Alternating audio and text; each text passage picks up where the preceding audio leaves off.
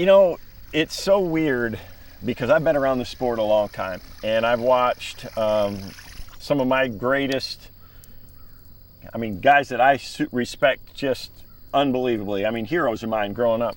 And I've watched them go through that phase where they were dominant and at the best of their game, to where they're, past their prime, and seen some of those guys retire.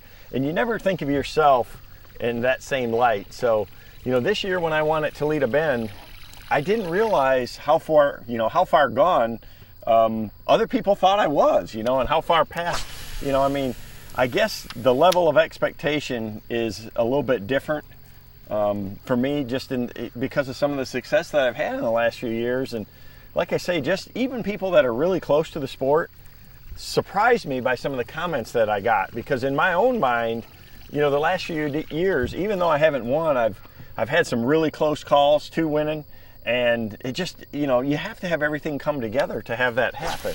So, this year I had 3 wins out in the Bassmasters, and a lot of people are going like, wow, he's back or whatever. Well, yeah, again, I never realized that there was anything really wrong, and the difference is so fine between winning and losing. And believe me, this year I am really disappointed in a lot of the performances that I had. I did have 3 wins, but I had a couple of really, really bad finishes, some of the worst in my career on the Elite Series too. And you strive for perfection, and you strive for consistency out there. If you want to win Angler of the Year, you have to do that.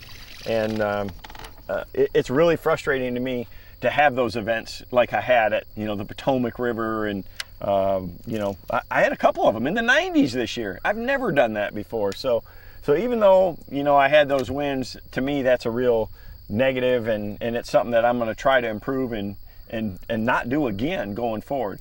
And what happens the older you get and the more experience that you have is you're more comfortable with taking some of those big risks, not understanding that what the circumstances can leave you in. And if you want to qualify for the Classic every year, if you want to contend for Angler of the Year, you can't have a tournament in the 90s one time during the season. So even though I've fished competitively now for 26 years, I'm amazed at how much I learn every single day out here on the water. So this year, my goal is to not have any of those bad finishes. If the wins come, great. I'm going to try to, I'm going to go out there and try to put myself in that position every single tournament.